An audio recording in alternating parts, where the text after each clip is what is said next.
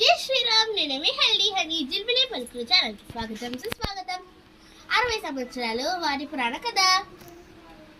ఒకరోజు నారదముని శ్రీ మహావిష్ణువు మాయ ద్వారా స్త్రీలాగా మారి ఒక రాజుని వివాహం చేసుకుంటారు.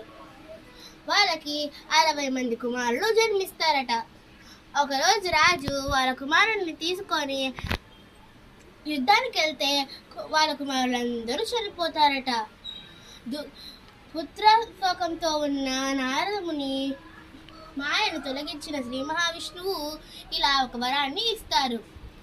ఏంటంటే, నీ కుమారులు 60 సంవత్సరాలుగా మారి కాలచక్రంలో తిరుగుతూ ఉంటారు అని వరం ఇస్తారు. సరే, కానీ ఈ సంవత్సరం పేరేంటో మీకు తెలుసా? తెలిస్తే కామెంట్ చేయండి. ఈ వీడియో మీకు నచ్చినట్లయితే please follow my channel. Bye, have nice day.